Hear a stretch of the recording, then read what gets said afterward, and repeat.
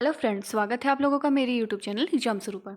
जैसा कि आप लोग जानते हैं, यहाँ सीटेट की प्रिपरेशन हो रही है, यानी तैयारी करवाई जा रही है। और ये आपका सॉल्व पेपर चल रहा है, जो कि है आपका एग्ज़ाम डेट 3/2/2023 का, यानी जो 3 फरवरी को आपका एग्ज़ाम हुआ था, ऑनलाइन एग्ज़ाम 2023 का, उसका आपका सॉल्व पेपर चल रहा है। तो आपको पता है कि एसएसटी में यानी सामाजिक विज्ञान में आपका 30 क्वेश्चन कंप्लीट हो चुका है, यानी 30 क्वेश्चन आपका कंप्लीट हो चुका है। और आज हम 31वें से करेंगे, ठीक है, यानी 31 से क्वेश्चन शुरू करेंगे। जैसे कि आपको पता ही होगा कि जो एसएसटी का सीटेट में जो क्वेश्चन पूछे जाते हैं, वो क्वेश्चनों की संख्या कितनी होती है, 60 होती है, ठीक है, 60 क्वेश्चन होते हैं, ठीक है। और अब आपको इसमें देखना है कि आपकी तैयारी किस हिसाब से है। तो जैसे जैसे आपको ये क्वेश्चन दिखाई दे रहा है, उस हिसाब से आप अपनी तैयारी का भी अंदाज़ा लगा सकते हैं। तो चलिए वीडियो स्टार्ट करते हैं।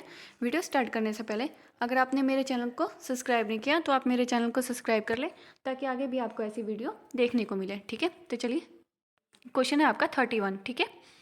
तो जैसा कि लिखा है क्वेश्चन नंबर पहला, यानी 31, राज्यसभा के विषय में निम्नलिखित में से कौन सा कथन सही है।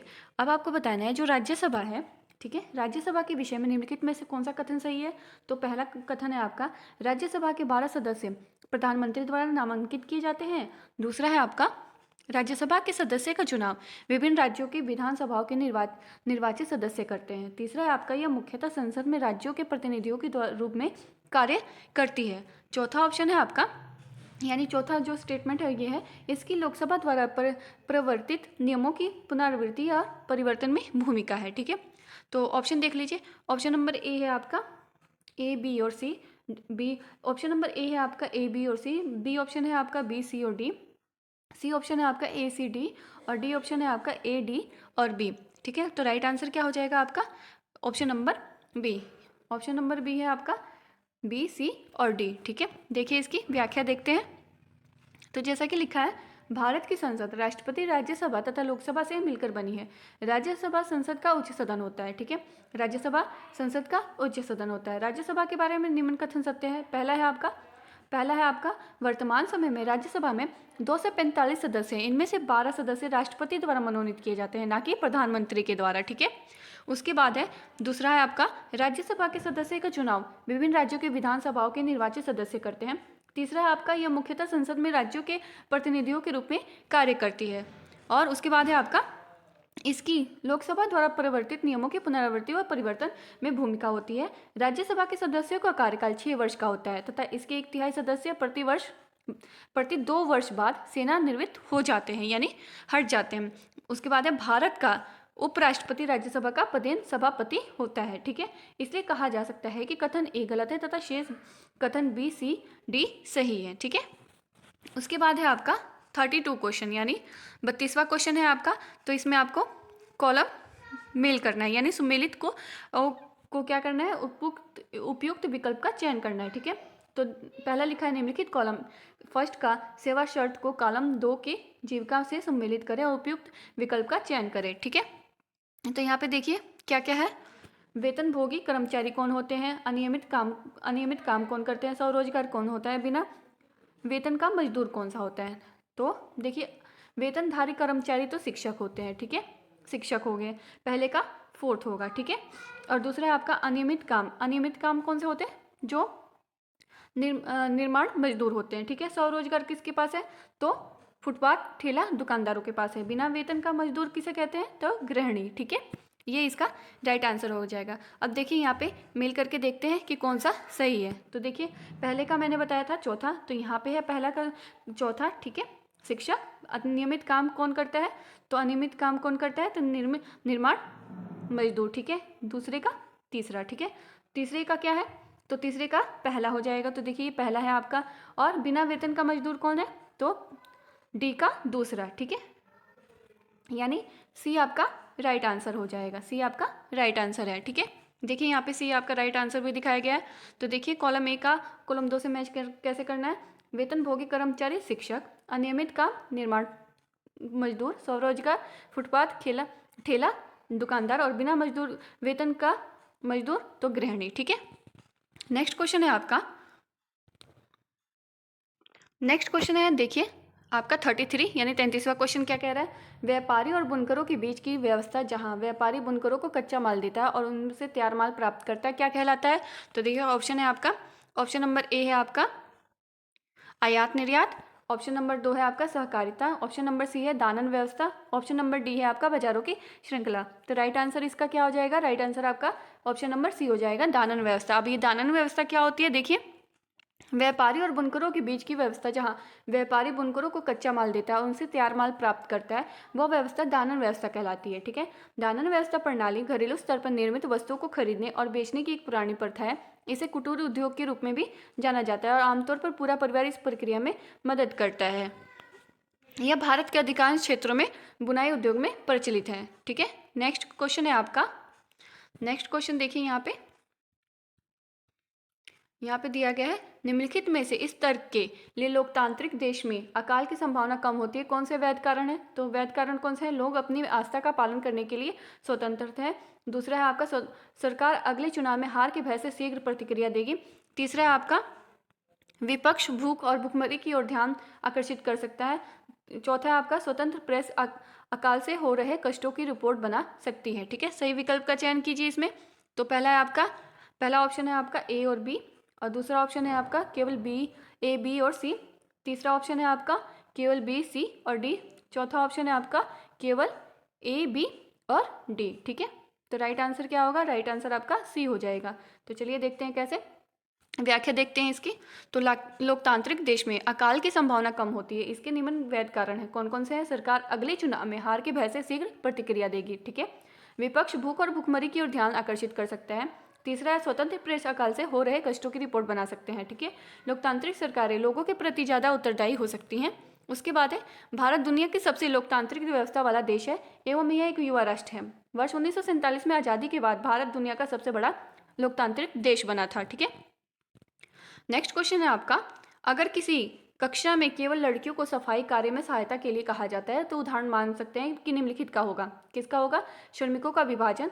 दूसरा होगा लैंगिक रूढ़िवाद धारणा। तीसरा है आपका पोषण एवं देखभाल। चौथा है आपका अनुशासित करना। ठीक है, तो राइट आंसर इसका बी होगा, जेंडर लैंगिक रूढ़िवाद धारणा। ठीक है, कैसे होगा देखिए, अगर किसी कक्षा में केवल लड़कियों को सफाई कार्य में सहायता के लिए कहा जाता है तो इस उदाहरण को लैंगिक रूढ़िवाद धारणा मान सकते हैं। रूढ़िबद्धता से अभिप्राय समाज में व्याप्त विभिन्न असामाजिक क्रियाएं कुरीतियों से है जो एक पीढ़ी से दूसरी पीढ़ी में अपने मूल रूप से स्थानांतरित होती है। इसकी सामाजिक उपयोगिता न होते हुए भी प्रत्येक वर्ग एवं समुदाय एवं अधूरी सूचना पर आधारित है जिसे पूरे समूह के लिए प्रयुक्त किया जा सकता है। नेक्स्ट क्वेश्चन है आपका 36वां यानी 36 क्वेश्चन है आपका, निम्नलिखित में से कौन सा संविधान सभा के संदर्भ में सही नहीं है, यानी निम्नलिखित में से कौन सा संविधान सभा के संबंध में सही नहीं है। तो देखिए पहला ऑप्शन है आपका सभा में कई सदस्य थे जो भारतीय राष्ट्रीय कांग्रेस के साथ नहीं थे। दूसरा है आपका सभा ने विभिन्न सामाजिक समूहों से आए सदस्यों का प्रतिनिधित्व किया था। ठीक है, तीसरा ऑप्शन है आपका सभा के सदस्य विभिन्न विचारधाराओं में विश्वास करते थे। और डी ऑप्शन है आपका सभा में केवल पुरुष सदस्य थे। तो राइट आंसर इसका क्या हो जाएगा, राइट आंसर आपका डी हो जाएगा, ऑप्शन नंबर डी। क्या है ये, सभा में केवल पुरुष सदस्य थे। कैसे, ये आपका गलत होगा। ठीक है, कैबिनेट मिशन के, देखिए इसकी व्याख्या, कैबिनेट मिशन के संस्तुतियों के आधार पर भारतीय संविधान का निर्माण करने वाली संविधान सभा का गठन जुलाई 1946 में किया गया था। संविधान सभा के संबंध सही कथन क्या है देख लीजिए। ये संविधान सभा में महिलाओं की संख्या जो थी वो 12 थी। संविधान सभा में कई सदस्य थे जो भारतीय राष्ट्रीय कांग्रेस के साथ नहीं थे। उसके बाद है आपका संविधान सभा के सदस्य विभिन्न विचारधाराओं में विश्वास करते थे। 9 दिसंबर 1946 को संविधान सभा की प्रथम बैठक हुई। बैठक नई दिल्ली स्थित काउंसिलिंग चैम्बर के पुस्तकालय भवन में हुई थी। उसके बाद है सचिदानंद सिन्हा को सभा का अस्थायी सदस्य तथा डॉक्टर राजेंद्र प्रसाद को सभा का स्थायी सदस्य चुना गया था। अब देखिए नोट में विकल्प डी गलत है क्योंकि सभा में केवल पुरुष सदस्य नहीं थे, सभा में 15 महिलाएं सदस्य भी थी। ठीक है, नेक्स्ट क्वेश्चन है आपका, भारतीय संविधान की प्रस्तावना सभी नागरिकों को किन 2 प्रकार की समानता सुनिश्चित करता है, यानी जो भारतीय संविधान है उसकी प्रस्तावना सभी नागरिकों को इन 2 प्रकार की समानता सुनिश्चित करता है। ऑप्शन नंबर ए है आपका प्रतिष्ठा अवसर, बी है आपका आय और धन, सी ऑप्शन है आपका संपत्ति और प्रतिष्ठा, डी ऑप्शन है आपका अवसर एवं न्याय आय। तो क्या होगा राइट आंसर इसका, राइट आंसर ए हो जाएगा आपका प्रतिष्ठा और अवसर। तो देखिए व्याख्या देखते हैं, भारतीय संविधान की प्रस्तावना सभी नागरिकों को प्रतिष्ठा और अवसर नामक दो प्रकार की समानता प्रदान करता है। संविधान की प्रस्तावना का प्रस्ताव 13 दिसंबर 1946 को संविधान सभा में जवाहरलाल नेहरू द्वारा पेश किए गए उद्देश्य प्रस्ताव के आधार पर 26 नवंबर 1949 को संविधान सभा द्वारा अपनाया गया। 42वें संविधान संशोधन अधिनियम 1976 के द्वारा इसमें समाजवादी, पंथ निरपेक्ष और राष्ट्र की अखंडता शब्द जोड़ा गया। प्रस्तावना में मुख्य शब्द प्रभु संपन्न, समाजवादी, पंथ निरपेक्ष, लोकतांत्रिक, गणराज्य है। ठीक है, नेक्स्ट क्वेश्चन है आपका। नेक्स्ट क्वेश्चन देखिए, नेक्स्ट क्वेश्चन है आपका, विधायिका और कार्यपालिका न्यायपालिका के काम में हस्तक्षेप नहीं कर सकते हैं। यानी विधायिका और कार्यपालिका जो है वो न्यायपालिका के काम में हस्तक्षेप नहीं कर सकते हैं। यह कथन भारतीय संविधान के किस सिद्धांत को दर्शाता है?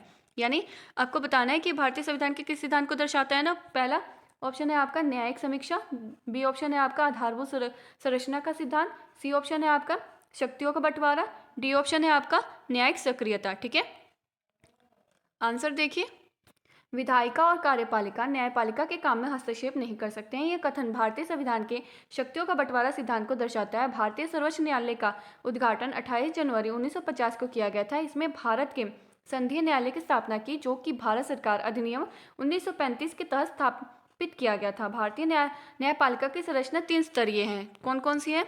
उच्चतम न्यायालय, उच्च न्यायालय और अधीनस्थ न्यायालय।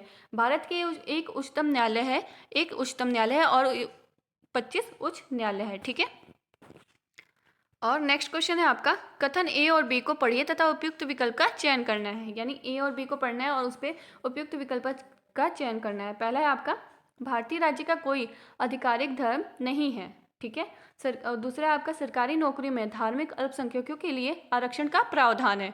तो ऑप्शन देखिए आप, ऑप्शन नंबर ए है आपका ए और बी सही है, ऑप्शन नंबर बी है आपका ए और बी गलत है, सी ऑप्शन है आपका ए सही है किंतु बी गलत है, डी ऑप्शन है आपका ए गलत है बी सही है। तो राइट आंसर क्या होगा? Right answer option number C होगा, यानी ए सही है और बी गलत है। ठीक है, भारतीय राज्य का कोई आधिकारिक धर्म नहीं है, यह कथन सत्य है, तथा सरकारी नौकरी में धार्मिक अल्पसंख्यकों के लिए आरक्षण है, यह कथन गलत है। सरकारी नौकरी में SC, ST, OBC, EWS और विकलांगों को आरक्षण दिया गया है, जो कि सभी धर्म के लोगों के लिए पिछड़े वर्ग होते हैं। इस प्रकार कहा जा सकता है कि कथन ए सही है और कथन बी गलत है। नेक्स्ट क्वेश्चन है आपका, 40 क्वेश्चन है आपका। देखिए, निम्नलिखित कथनों में से कौन सा कथन भोपाल गैस त्रासदी के संबंध में सही है? ठीक है, तो पहला ऑप्शन है आपका, यूनियन कार्बन डाई आश्चर्यचकित रह गई कि जब त्रासदी हुई थी। ठीक है, दूसरा है आपका, यूनियन कार्बाइड देश छोड़ने से पहले विषैले रसायनों की साफ सफाई कर रही थी। ठीक है, उसके बाद है आपका, जहरीली गैस के संपर्क में आने वाले अधिकांश लोग गरीब कामकाजी परिवारों से थे। डी ऑप्शन है आपका, इस त्रासदी में जीवित बच निकलने वाले लोगों ने सर्वोच्च न्यायालय में बिना अपील किए कंपनी द्वारा दिए गए मुआवजे को स्वीकार कर लिया था। तो इसका राइट आंसर क्या होगा? राइट आंसर आपका सी होगा, यानी जो जहरीली गैस के संपर्क में आने वाले अधिकांश लोग गरीब कामकाजी परिवारों से थे। ठीक है, इसकी व्याख्या देखते हैं।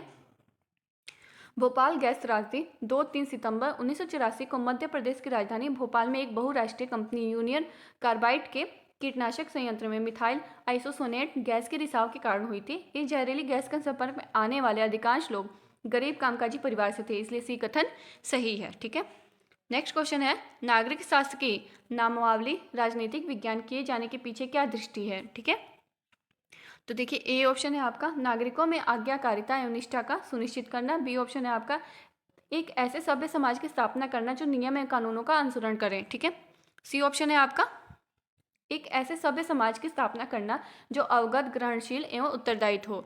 ठीक है, और डी ऑप्शन है आपका, प्रगति के सार्वभौमिक मूल्यों के अनुसार एक सभ्य समाज की स्थापना करना। तो इसका राइट आंसर क्या होगा? राइट आंसर आपका सी हो जाएगा, एक ऐसे सभ्य समाज की स्थापना करना जो अवगत, ग्रहणशील एवं उत्तरदायी हो। ठीक है, देखिए व्याख्या देखते हैं। नागरिक शास्त्र की नामवाली राजनीतिक विज्ञान किए जाने के पीछे की दृष्टि है कि एक ऐसे सभ्य समाज की स्थापना करना जो अवगत, ग्रहणशील एवं उत्तरदायी हो। नागरिक शास्त्र से राजनीतिक जीवन विज्ञान शब्दावली में बदलाव विमर्शी नागरिक विकसित करने के उद्देश्य से किया जाता है। नागरिक शास्त्र नागरिक के पहलुओं और आवश्यकताओं से संबंधित है, जबकि राजनीतिक विज्ञान शासन के साथ संबंधित है। ठीक है, नेक्स्ट एक क्वेश्चन है आपका, सामाजिक विज्ञान की प्रकृति अंत विषय है क्योंकि क्या है?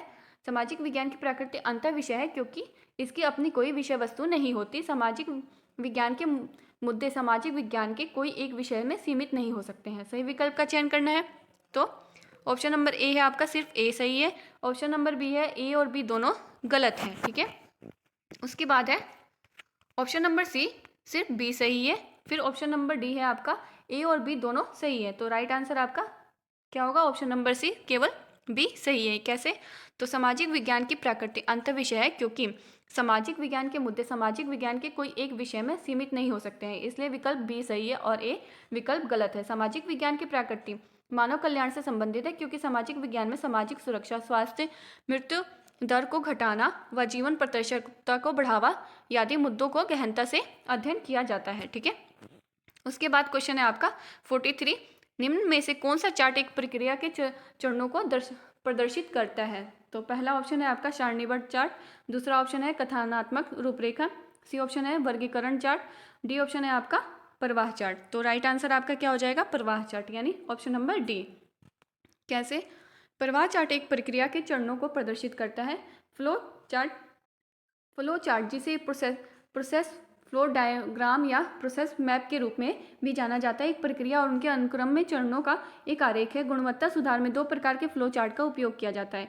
एक उच्च स्तरीय फ्लो चार्ट यानी 6 से 10 प्रमुख चरणों को रेखांकित कर सकता है। ठीक है, नेक्स्ट क्वेश्चन है आपका, निम्न में से कौन सा प्रारंभिक स्तर पर सामान्य तौर पर इस्तेमाल किए जाने वाला रचनावादी सामाजिक विज्ञान शिक्षण का तरीका है?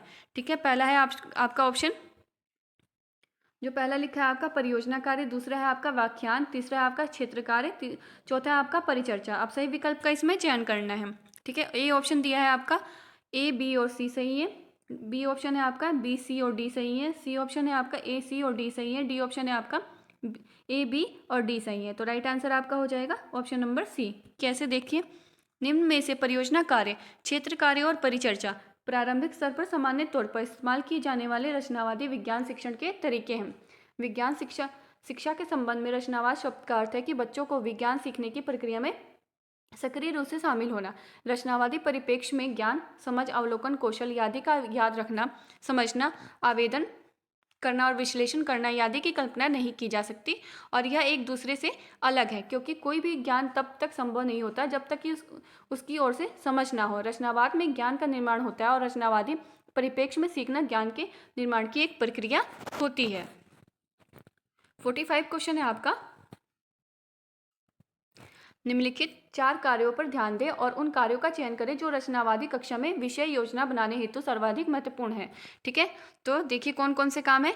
तो पहला है आपका शिक्षण अधिगम गतिविधियों को विशेष रूप से उल्लेखित करना, बी है आपका स्पष्ट रूप से अधिगम उद्देश्यों को बताना, सी ऑप्शन है आपका, सी है आपका आकलन के तरीकों का चयन करना, डी है आपका परीक्षा में सफल होने के लिए उपयोगी सूचनाएं शामिल करना। इसमें राइट सही विकल्प का चयन करना है। तो देखिए, पहला ऑप्शन दिया आपका ए बी और सी सही है, बी ऑप्शन है आपका बी सी और डी सही है, सी ऑप्शन है आपका ए सी और डी सही है और डी ऑप्शन है आपका ए बी और डी सही है। तो राइट आंसर आपका ए हो जाएगा। ठीक है, देखिए इसकी व्याख्या, शिक्षण अधिगम गतिविधियों को विशेष रूप से उल्लेखित करना, स्पष्ट रूप से अधिगम उद्देश्यों की बताना और आकलन के तरीकों का चयन करना रचनावादी कक्षा में विषय योजना बनाने हेतु सर्वाधिक महत्वपूर्ण कार्य है। रचनावादी कक्षा में शिक्षार्थी समूह में अंत क्रिया करते हैं तथा कक्षा में सक्रिय रूप से कार्य करते हैं। रचनावादी कक्षा कक्ष निम्नलिखित को प्राथमिकता देता है। पहला है आपका मित्र शिक्षक, दूसरा है आपका सामूहिक गतिविधियां, आत्म मूल्यांकन और उसके बाद है गरिमापूर्ण चर्चा, सहकारी शिक्षा, बातचीत में आपने सामने। ठीक है, अब देखिए पाठ्य योजना क्या होती है। पाठ्य योजना वो होती है कि अध्यापक एक पाठ को पढ़ाने के लिए उसे कई छोटी छोटी इकाइयों में बांट देते हैं और एक इकाई की विषय वस्तु को एक कालांश में पढ़ाता है। इस विषय वस्तु को पढ़ाने के लिए एक विस्तृत रूपरेखा तैयार करनी पड़ती है जिसे दैनिक पाठ योजना कहा जाता है। यहाँ पे आपका 15 क्वेश्चन कंप्लीट हो चुका है, यानी SST का आपका जो है 15 क्वेश्चन फिर कंप्लीट हो चुका है। अगला 15 क्वेश्चन आपको कल के वीडियो में करवाया जाएगा। अगर आपको मेरी ये वीडियो पसंद आए तो लाइक, शेयर, कमेंट और सब्सक्राइब करना ना भूलें। Thanks for watching.